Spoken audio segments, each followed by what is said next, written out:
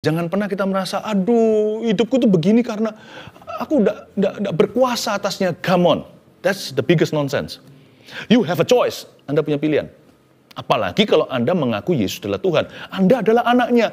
Yohanes 1:12 berkata, barang siapa percaya kepada namanya diberi kuasa menjadi anak-anak Allah. You have authority. Kau punya otoritas. Jadi jangan pernah kita itu victim mentality. Anak-anak Tuhan yang paling melanggar otoritas Allah adalah mereka yang suka mengasihani diri sendiri.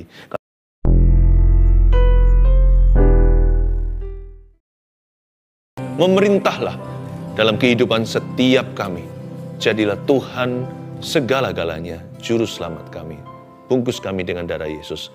Beritakan firman-Mu yang memerdekakan, membebaskan. Sembunyikan hamba-hamba-Mu di balik salib-Mu. Ya Tuhan, dalam nama Yesus. Haleluya.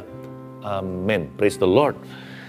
Saya merasakan bahwa belenggu akan dipatahkan di saat teduh bersama hari ini.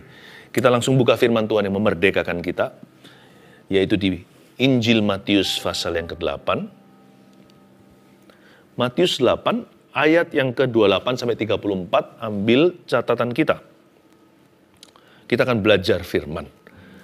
Beri judul begini, apa yang setan bisa dan tidak bisa lakukan kepada kita.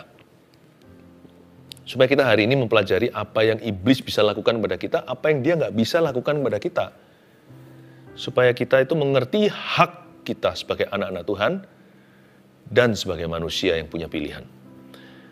Cerita tentang 2 orang yang kerasukan disembuhkan, saya bacakan. Setibanya di seberang, yaitu di daerah orang Gadara, datanglah dari pekuburan 2 orang yang kerasukan setan menemui Yesus. Mereka sangat berbahaya, sehingga tidak seorang pun yang berani melalui jalan itu. Dan mereka itu pun berteriak katanya, apa urusanmu dengan kami, hai anak Allah? Adakah engkau kemari untuk menyiksa kami sebelum waktunya? Tidak jauh dari mereka itu sejumlah besar babi sedang mencari makan. Maka setan-setan itu meminta kepadanya, katanya, jika engkau mengusir kami, suruhlah kami pindah ke dalam kawanan babi itu. Yesus berkata kepada mereka, pergilah, lalu keluarlah mereka dan masuk ke dalam babi-babi itu. Maka terjunlah seluruh kawanan babi itu dari tepi jurang ke dalam danau dan mati di dalam air. Maka larilah penjaga-penjaga babi itu, dan setibanya di kota, diceritakannya lah segala sesuatu, juga tentang orang-orang yang kerasukan setan itu. Maka keluarlah seluruh kota mendapatkan Yesus, dan setelah mereka berjumpa dengan dia, mereka pun mendesak supaya ia meninggalkan daerah mereka. Pembahasan ini penting sekali, karena kita sedang dalam peperangan rohani, jadi jangan sampai kita lugu hati. Jangan sampai kita polos-polos nggak mengerti sebenarnya, ada sesuatu terjadi di alam roh, kita nggak usah ngeroh. Itu fakta kebenaran bahwa sebab peperangan kita bukan melawan darah dan daging, tapi melawan roh-roh jahat di udara. Jadi iblis itu berkuasa untuk melakukan sesuatu jikalau kita memberinya izin. Nah, hati-hati dengan tipu muslihatnya. Saya berdoa hari ini kita akan diajari untuk takut pada Tuhan, bukan takut sama setan. Tapi kita harus curiga sama setan. Kebanyakan kita malah curiga sama Tuhan. Salah dong. Saya juga harapkan lewat pengajaran ini kita nanti ada cleansing ya, ada pembersihan dari Roh Kudus, bukan secara individu saja. Kalau ada yang rasa rumahnya belum pernah dikuduskan, why not sekarang? Lewat online begini, tidak ada jarak dalam hadirat Tuhan. Saya bacakan, coba sekarang kita jelas, supaya kita semakin jelas nature atau hakikat setan seperti apa, supaya kita jangan jatuh ke dalam jebakan. Setibanya di seberang, yaitu di daerah orang Gadara, datanglah dari pekuburan 2 orang yang kerasukan setan menemui Yesus. Jadi datang dari pekuburan, kenapa sih ya? Yang horor-horor itu suka sekali berlatar belakang kuburan. Why? Sebenarnya setan ada di mana-mana. Dia kan malaikat jatuh, sepertiga daripada malaikat di sorga. Nah, kenapa why the tombs? Kenapa kok di graveyard, di kuburan? Ada beberapa hal ya. Demons love death. Jadi kita harus pahami bahwa setan itu atau iblis suka sekali dengan yang bau-bau kematian. Dan itulah sebabnya hati-hati dengan tahayul orang mati. Jangan-jangan buka celah untuk setan. Kalau Anda bermimpi seseorang yang Anda kasih, baik dia sudah kenal Tuhan atau belum waktu meninggal dunia. Kalau dia datang berkata, aku kelaparan, kedinginan, maukah kamu kasih aku baju, makanan, dan sebagainya. Atau mengganggu kita dalam pikiran orang-orang sudah mati. Karena orang mati nggak bisa menyeberangi. Ada satu jurang tak terseberangkan. Jadi itu bukan mereka. Roh jahat bisa memalsu muka untuk mengganggu Anda, untuk main dengan belas kasih Anda atau memancing-mancing perasaan Anda supaya abu-abu, supaya Anda susah sekali fokus ke firman dan bertumbuh. Hati-hati dengan yang seperti itu. Dan juga hati-hati dengan segala sesuatu yang sifatnya kematian dalam dirimu. Apa yang Tuhan suruh mati kok Anda hidupkan, jangan-jangan undang setan.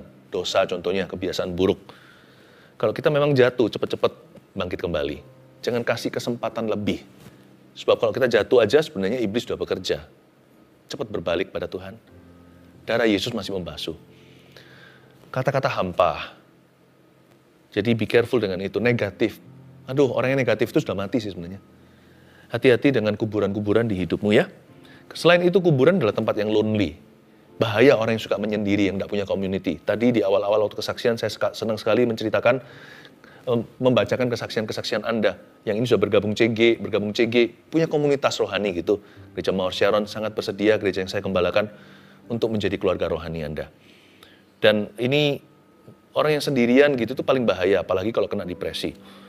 Karena iblis itu suka pekuburan. Mengapa? Karena di situ lonely. Dia suka sekali, karena dia adalah roh yang mengembara, dia paling pandai membuat kita penasaran kalau kita tidak berpegang teguh pada pengharapan. Selain itu, kenapa kuburan? Karena itu membangkitkan superstisi. Seolah-olah orang mati masih hidup, karena setan itu roh yang sesat. Dia suka sekali memberi kita pikiran-pikiran yang tidak sesuai dengan firman Tuhan. Hal-hal yang tidak alkitabiah, dia paling pandai bermain di area itu untuk membuat Anda dan saya tidak pasti. Karena itu pegang teguh sama firman Tuhan. Ini satu-satunya yang nggak bisa diapa-apakan sama dia. Kita menang karena firman. Karena kita kuat dalam firman, kita mengalahkan si jahat. Jadi jangan pakai pengertian sendiri. Nggak menang, nggak. Dia hidup lebih lama. Iblis sudah ada di Taman Eden. Bahkan sebelumnya. Jangan pakai hikmatmu. Pakai firman Tuhan dan biarkan Roh Kudus yang memakaimu. Nah di sini dikatakan setibanya di seberang, yaitu di daerah orang Gadara. Datanglah dari pekuburan berapa orang? 2 orang yang kerasukan setan menemui Yesus. Kita pernah baca di bagian lain di kitab Injil, di mana dikatakan bahwa ada 1 orang dan setan di dalamnya mengaku dia adalah legion atau kira-kira sekitar berjumlah 4-6 ribu roh jahat di dalam tubuh. Itu ngeri sekali. Tapi di dalam cerita ini unik sekali, ada 2. Loh kok bisa? Anda harus tahu ya, partners in crime atau mitra dalam kejahatan. Setan tuh nggak pernah ingin hanya merasuki 1 orang. Kalau dia masuk di 1 orang, dia ingin memporak-porandakan seluruh keluargamu. Makanya itu, kalau setan ada orang, Tuhan juga punya orang di dalam satu rumah tangga. Barang siapa percaya kepada Yesus, Kisah Para Rasul ayat 16, pasal 16 ayat 31, seisi rumah tangganya pun bisa diselamatkan oleh Tuhan. Itulah sebabnya jangan jadi alat setan. Jangan biarkan hatimu kosong, isi dengan firman. Karena selalu ada transferan. Jadi 2 orang di sini itu salah satunya adalah yang di cover di bagian lain di kitab Injil. Jadi si legion itu adalah salah satu. Namun satunya lagi adalah transferan. Selalu begitu. Tuhan kan bilang apa? Setan itu mengembara. Mencari tempat yang kering. Tapi kalau dia sudah bosan di sana, dia cari rumah. Rumah itu manusia lah. Itu jiwa kita yang dia paling suka. Dia bisa masuk barang, di sini masuk babi. Ya, dia bisa aja tinggal di rumah yang haunted, rumah yang dihantui. Tapi itu nggak seberapa. Yang dia inginkan adalah gambar dan rupa Allah, yaitu manusia. Jiwa kita itu loh. Dia paling suka untuk memberontak kepada penciptanya. Dia ajak kita. Makanya jangan mau. Ya. Nah, salah satunya itu si legion ini, tapi satunya lagi itu transferan. Jadi hati-hati dengan begitu. Juga hati-hati kalau kita itu bergaul dengan orang-orang yang salah, merusak sekali kebiasaan baik kita. Pergaulan buruk. Lihat orang negatif itu ya, cepat sekali ya. Second hand smoking. Kita sendiri nggak merokok, tapi kena kanker paru-paru. Padahal hanya menghirup saja. Mendengarkan hal-hal yang tidak terbukti, yang negatif. Kita jadi kepahitan, padahal kita sendiri nggak punya isu dengan orang itu. Be careful dengan itu. Transferan itu terjadi. Bukan berarti kita kemana-mana ketakutan ya. Seperti orang yang paranoid gitu. Kalau setan nggak bisa pakai, soalnya setan nggak bisa diusir memakai hand sanitizer. Itu kuman. Tapi kalau setan nggak bisa, harus dengan iman. 2 orang yang kerasukan setan itu menemui Yesus. Lihat itu. Bukan setannya yang menemui Yesus dulu, tapi jiwa orang itu diberi kesempatan oleh Allah Bapa. Karena Allah Bapa yang membawa kedua orang itu kepada Yesus putranya. Tahukah the human souls always are drawn to Jesus Christ? Jangan pernah kita lihat orang lulus, itu orang setan, atau setan lu. Jangan begitu. Kasih kesempatan pada orang untuk bertobat. Kita harus doakan tawanan, agar mereka dibebaskan. Tahu nggak? Orang sebejat apapun, dalam hatinya itu ada kehampaan yang Yesus bisa isi. Hanya Yesus yang bisa mengisinya. Jadi jiwa setiap manusia itu diciptakan dalam gambar rupa Allah. Berarti ada satu kehausan, kelaparan. Asal jangan terus didinai, disangkali. Lama-lama kapalan tuh hati lama-lama kebal. Tapi di dalam hati setiap kita sebenarnya mencari. Kita itu ingin berjumpa dengan Yesus. Jiwa manusia itu haus. Sebenarnya loh ya. Gak peduli dia Hitler sekalipun. Pasti ada satu masa di hidupnya. Dia itu mencari kebenaran. Cuman ya mungkin pilihan hati atau memang dia salah pimpin, salah tuntun. Makanya kita jangan salah menuntun orang. Pastikan kita selalu menuntun orang pada Yesus ya. Seperti yang kami terus ingin lakukan tiap Rabu Sabtu with you. Nah, mereka menemui Yesus ya. Lalu mereka sangat berbahaya. Mereka sangat berbahaya. Iya, karena setan di dalam diri mereka sangat berbahaya. Salah satunya legion yang kita tahu. Mereka sangat berbahaya. Why setan sangat berbahaya? Setan itu adalah intelligent beings. Supaya kita mengerti siapa dia. Dia itu malaikat yang jatuh, dia itu cerdik. Dia itu sangat-sangat licik. Makanya ada pepatah cerdik seperti ular. Sebenarnya ambil positifnya. Tetapi sebenarnya dia itu intelijennya itu dihinggapi evil. Dia bukan hanya pandai pintar, tapi dia itu sangat jahat. Makanya sangat berbahaya sekali. Orang kesurupan memang orang gila. Tapi setannya nggak gila. Setan yang waras yang bisa buat orang gila. Tapi warasnya dia itu waras jahat. Hati-hati dengan mastermind ini. Karena itu kita jangan sok-sok jago gitu ya. Wah, kita ejek-ejek. Kita lihat rumah berhantu, kita ejek-ejek. Ngapain sih? Kalau kita lawan setan nggak usah kampungan. Kalau kita lawan setan, kita berwibawa. Kita lawan setan itu sebagai royalty, sebagai bangsawan. Nggak usah ngomong, setan begini-begitu. Bisa aja Anda melayani dia dengan ejek-ejek dia, setan tuh licik sekali. Dia bisa pakai kelemahanmu atau kesoktahuan seseorang untuk nanti senjata makan Tuhan. Dia nggak keberatan kok kalau dihina-hina. Asal orang itu sumpah serapah, udah jadi miliknya. Orang yang ngaku-ngaku, anti setan, lalu habis itu pengikut setan siapa gitu, kita bunuh. Orang itu jadi pembunuh, udah jadi pengikut setan juga. Yang lebih bahaya daripada gereja setan itu apa? Orang yang nggak menyadari bahwa dia sedang menyerahkan kehendaknya kepada setan. Itu yang lebih bahaya. Kalau yang jelas-jelas nampak, itu tengking saja. Dia bolos itu dalam Alkitab. Dikatakan salah satu nama setan itu artinya kelicikan, itu artinya hasutan. Dan itu tidak kelihatan. Itu seperti Petrus yang bilang sama Yesus, don't go to the cross, jangan pergi ke salib. Yesus tahu siapa yang berbicara di balik itu. Kiranya pikiran Petrus, bukan. Dia tegur, kamu iblis, kamu mikirkan pikiran manusia, bahaya. Dia bolos itu pikiran manusia. Yang seolah-olah pikiran kita, padahal itu adalah hasutan. Nah, itulah sebabnya kadang-kadang kita bisa, setan lewat kata orang, suami istri bisa geger besar. Si istri ngomong suaminya memang tersinggungan, lagi gak jaga hati, mungkin hari itu bolong-bolong kali persekutuannya dengan Tuhan Yesus. Jadi si ngomong tonasinya bisa beda di telinga sang suami. Marahlah. Ya. Karena sudah memang aslinya tersinggungan. Jadi apapun rada salah. Coba kalau kita lagi bahagia. Orang gak kasar aja kita gak kerasa. Karena hati gembira adalah obat. Lalu sukacita Tuhan adalah kekuatan. Makanya itu kalau orang sudah galau hatinya udah kesel gitu. Sumpek gitu ya. Biasanya pikirannya udah enggak. Apalagi kalau kosong. Pikiran itu dibuat ngelamun melulu. Atau mikirkan yang enggak. Atau mikirkan fantasi. Fantasi sesuatu yang enggak bisa dia miliki. Hati-hati dengan pikiran-pikiranmu medan perang. Nah, dia sangat berbahaya. Kenapa? He's very evil. Karena itu kita nggak usah pakai cara kampungan, ejek-ejek atau apa, hina-hina. Nggak perlu. Kita tahu itu salah. Itu bukan urusanku. Itu bukan urusanku. Saya nggak bisa mana-mana kejar setan. Nggak usah kemana-mana cerita. Meskipun kita diberikan karunia untuk melakukan pelayanan kelepasan. Udah ya udah. Dokter nggak pulang terus cerita tentang pasiennya melulu. Justru curiga nih, orang yang kemana-mana ceritakan, wah dia adventure-nya atau petualangannya mengusir setan. Jangan-jangan setan jadi dunianya. Kemana-mana itu cerita tentang Tuhan. Sudah kelepasan, doain satu orang, dia bebas, ya udah puji Tuhan, kemuliaan untuk Tuhan, jangan dicuri lagi. Udah gak usah kemana-mana duniamu Tuhan. Yang mendarat aja kalau ketemu orang, gak usah ngeroh. Ya, padahal orang itu jagoannya Tuhan. melepaskan banyak orang dari kuasa setan.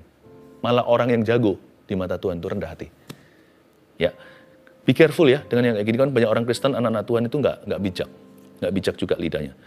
Karena setan itu sangat berbahaya. You have to know this. You have to respect your enemy. Saya nggak ajarkan kita menghormati setan, nggak. Tapi ini pepatah aja. We have to respect our enemy to defeat him. Kita harus bisa respect dulu kelebihannya apa untuk kita bisa mengalahkannya. Saya tidak ajari kita menghormati setan, apalagi menghargainya. Tapi saya ajari kita untuk jangan ngawur. Kita, bahkan malaikat Tuhan pun menghardik Lucifer. Dia berkata, Tuhan menghardikmu. Dia nggak sembarang menghujat sesuatu yang dia nggak tahu. Tuhan menghardikmu. Pakai nama Tuhan, pakai kebenaran, pakai buah-buah roh, pakai wibawa urapan, bukan pakai sembarang omong. Karena itu dia sangat berbahaya. Sehingga tidak seorang pun yang berani melalui jalan itu. Nah, setan itu bisa berbuat apa sih bahaya? Sebenarnya dia itu nggak bisa berbuat apa-apa sama kita kalau kita nggak buka celah.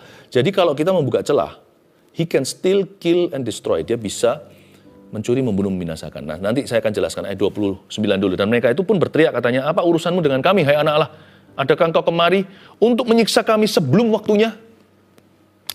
Kata sebelum waktunya ini luar biasa. Ini menunjuk kepada limited time atau waktu yang terbatas. Iblis itu, saya tahu bahwa iblis itu mengerti bahwa waktunya itu sangat dibatasi. Anehnya, anak-anak Tuhan malah buang-buang waktu.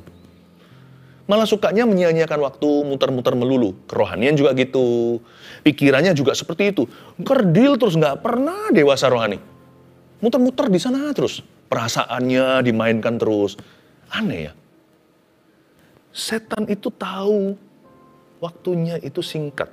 Karena itu dia kerja keras untuk menyesatkan dunia. Mencuri, membunuh, membinasakan. Anak-anak Tuhan, ogah-ogahan sama Tuhan. Kita ini nggak mau dewasa-dewasa, padahal dewasa itu pilihan. Pikiran melulu di kubangan tersebut. Nggak cuma itu, nggak hanya itu saja. Tapi banyak anak-anak Tuhan itu suka mengulur-ngulur ketaatan. Tuhan suruh begini nanti aja, besok aja. Tuhan suruh doakan orang itu, ya gimana kalau nanti dia tolak saya. Aduh, banyak sekali alasannya. Jangan-jangan setan lebih profesional mengerjakan misinya yang salah daripada kita mengerjakan misi kita yang benar dalam kehidupan ini. Ayo berbuah. Hari-hari ke depan lawan arus, berbuah dengan sengaja. Ya, bukannya jangan mau kalah sama setan, bukan. Sama seperti iblis mengerti waktu terbatas, kita juga tahu kita nggak selamanya hidup, waktu kita dibatasi. Orang lain itu loh bergantung kita gimana mereka bisa diberkati, bahkan akan ada orang-orang yang kita tuntun pada Tuhan, itu pun waktunya nggak forever with you and me. Mereka nggak akan selamanya bersama dengan kita. Kita juga nggak selamanya bersama dengan mereka.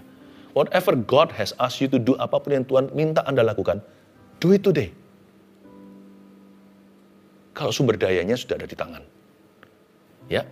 Kalau sumber dayanya sudah melekat di tubuh lagi, lidah kita tinggal beritahu, ya kan?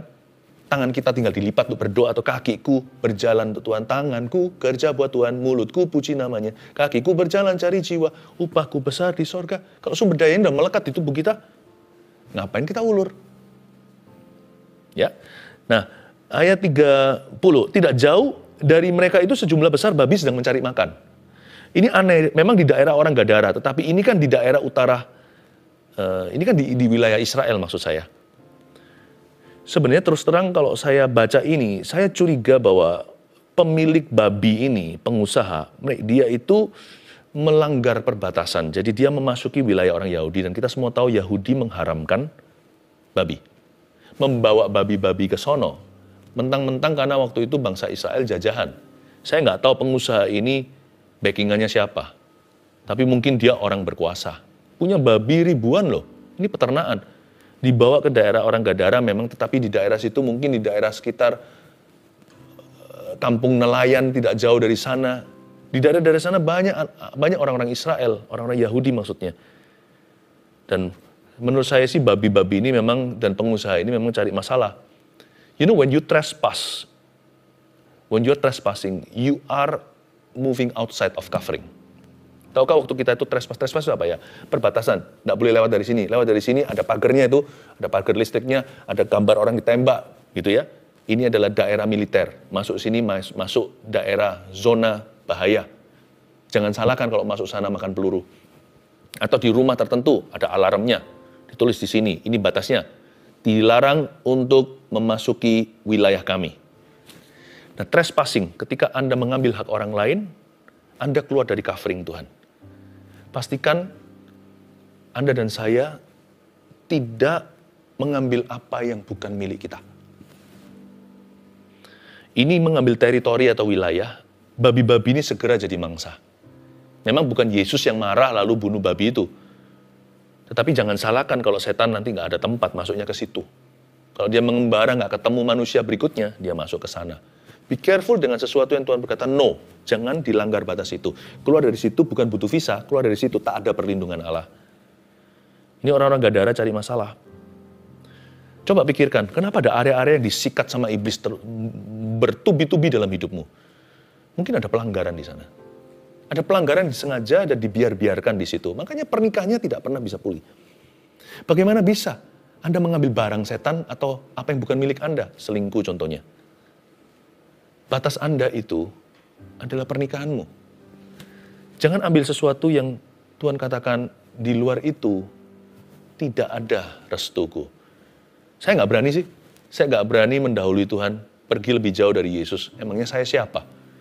Hidup saya itu mungkin masih beberapa hal di tangan saya kontrolnya. Tapi sebagian besar hidup itu di luar kendaliku. Apalagi kalau mati. Akhiratku di tangannya. Jadi mendingan jadi orang itu nurut aja sama Tuhan.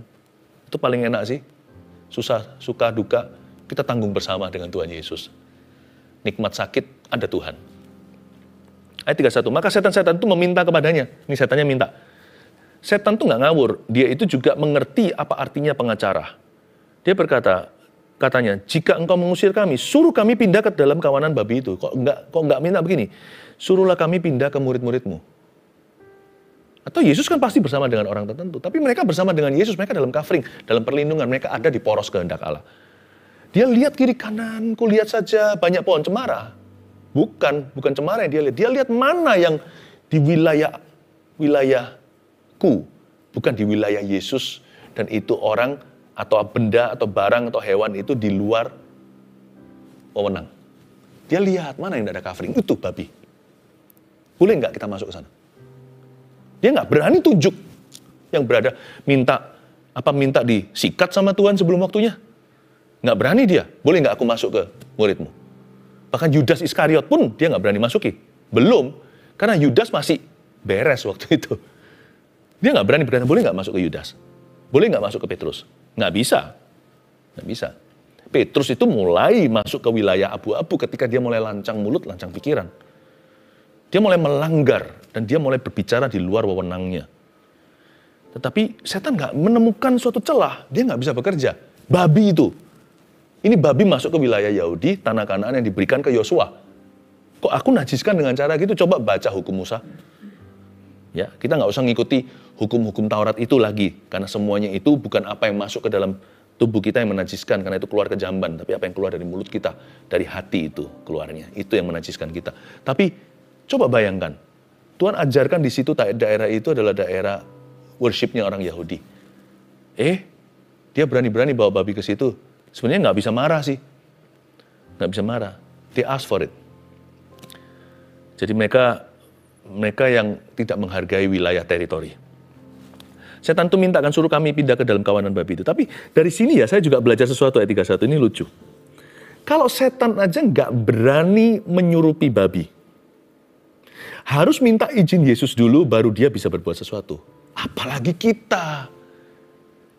Babi nggak bisa, mana mungkin domba. Paham maksud saya? Dia harus, apa itu kalau bahasa Jawanya ya, kulon nuwun itu terima kasih ya, matur nuwun ya, kulon nuwun matur nuwun itu terima kasih. Kulon nuwun, dia harus permisi dulu, boleh nggak masuk ke situ?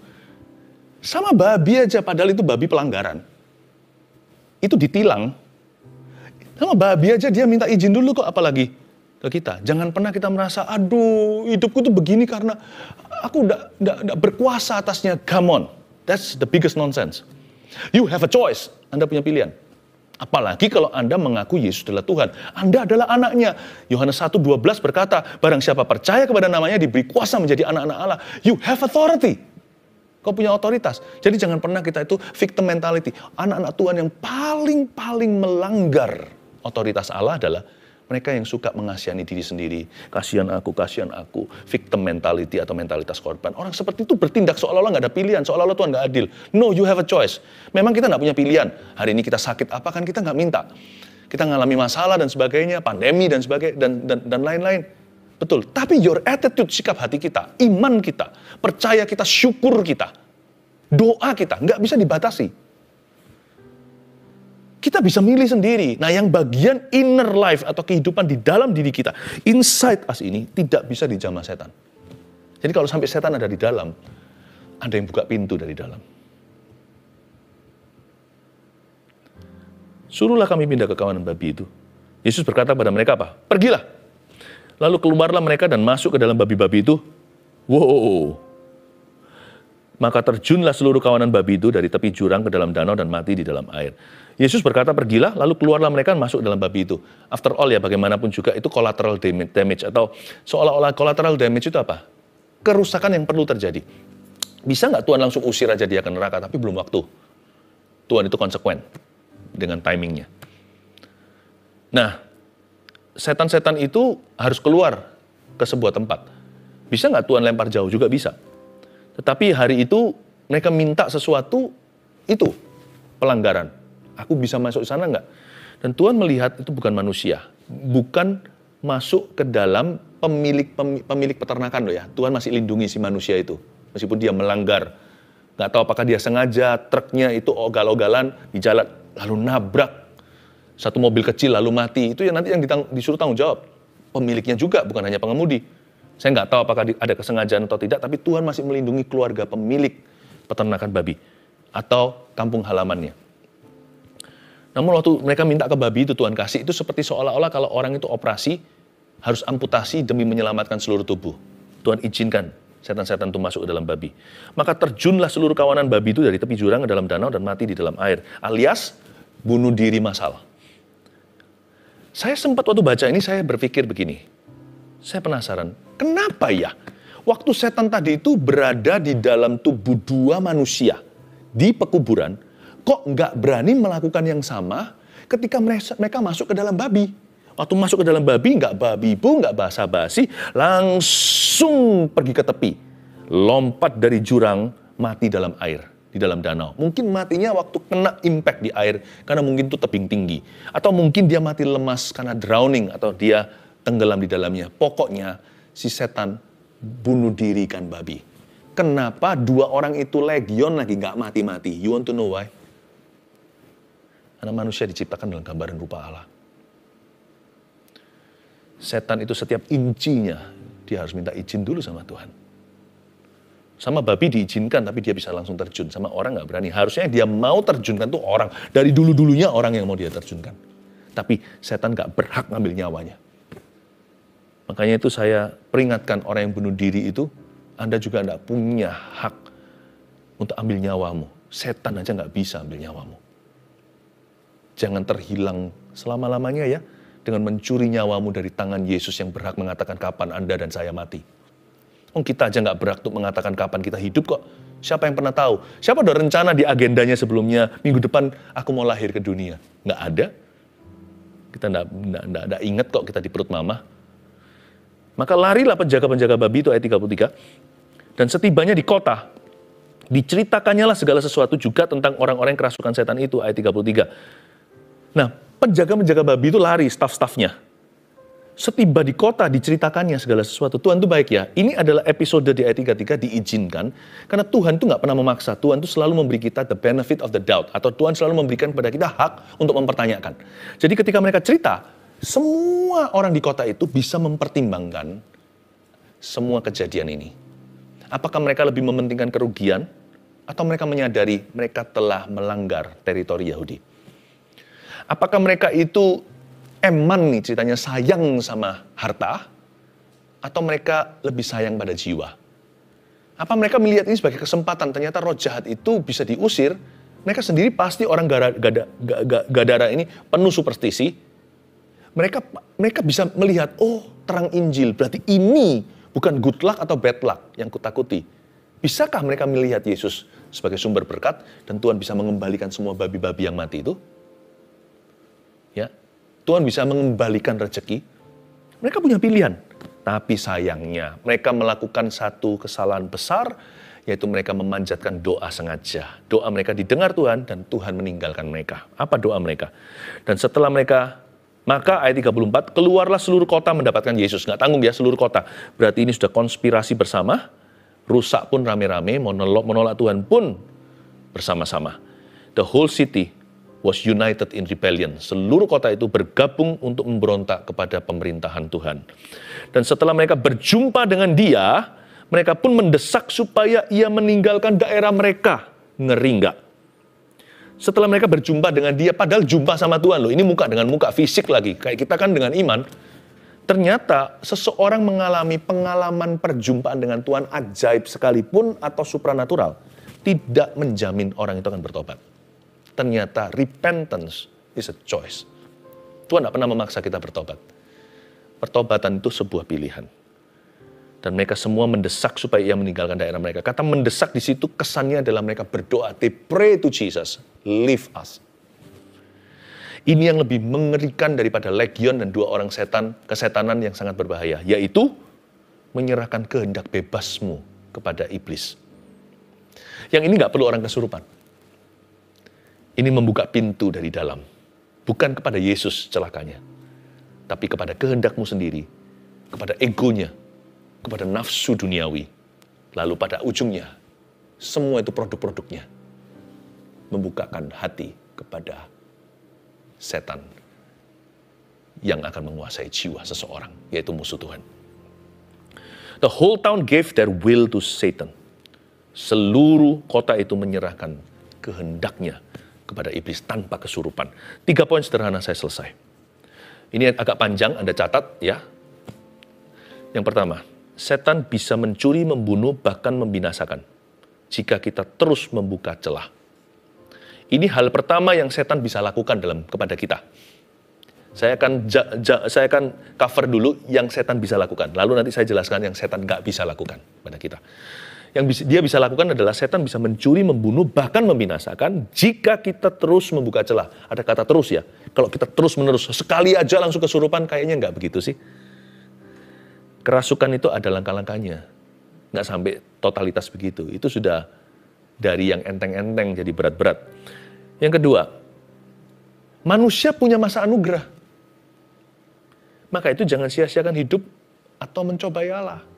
Itu loh bedanya kita sama hewan. Dia cemplung langsung. Tapi kita itu dikasih kesempatan karena kita itu punya masa anugerah dicipta dalam gambaran rupa Allah. Tapi jangan sia-siakan hidupmu. Hidup itu kesempatan. Apalagi mencobai Allah. Jika jatuh, cepat bangkit lagi. Jikalau jauh, cepat kembali.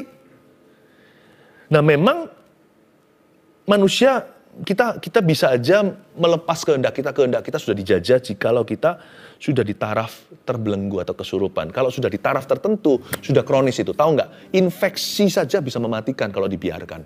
Sakit mah aja bisa bahaya. Sakit mah, kamu kan cuma biasa gitu aja. Nggak pengen makan, nggak nafsu makan, mual dan sebagainya. Tapi kalau apapun juga, kalau dibiarkan terus-menerus, dia bisa jadi sesuatu yang membinasakan. Karena itu jangan sia-siakan hidupmu ya. Di taraf tertentu kehendakmu sudah bukan milikmu. Makanya itu latihan yang ketiga. Setan tidak bisa memaksa kita. Sebab kehendak bebas adalah kedaulatan manusia. Ternyata manusia itu punya kedaulatan loh. Bedanya sama Tuhan. Tuhan punya daulat atas hidup kita. Atas hidup bumi dan seisinya, hidup dan mati orang. Tapi kita punya kedaulatan namanya hak bebas kita. Nah ini harus kita sengaja berikan ke Tuhan. Tiap kali, setiap kejadian, setiap hal yang kita rasakan. Apapun yang kita hadapi, setiap hari, setiap waktu, setiap saat, tiap pagi, malam sebelum tidur, serahkan terus kehendak bebasmu kepada Tuhan. Lord, I surrender my will to you. Not my will, but your will be done. Tuhan, ku serahkan kehendakku kepadamu, biarkan kehendakmu yang jadi, bukan kehendakku. Karena kedaulatan itu milik kita. Bahkan Tuhan serahkan kuncinya, bukan milik Tuhan. Segala sesuatu milik Tuhan, iya. Tapi Tuhan serahkan kehendak bebas, kedaulatan kita. Jadi dengan kehendak bebasmu, apakah Anda memilih untuk memuji atau menggerutu? Percaya atau menghujat? Mengasihi atau membenci? Jujur atau menipu? You choose. Dan dibalik semua pilihan Anda, Tuhan melihat. Dan suatu hari Anda dan saya harus mempertanggungjawabkan. Saya mau jadi anak Tuhan. nggak mau jadi anak setan. Saya percaya Anda juga sama. Haleluya,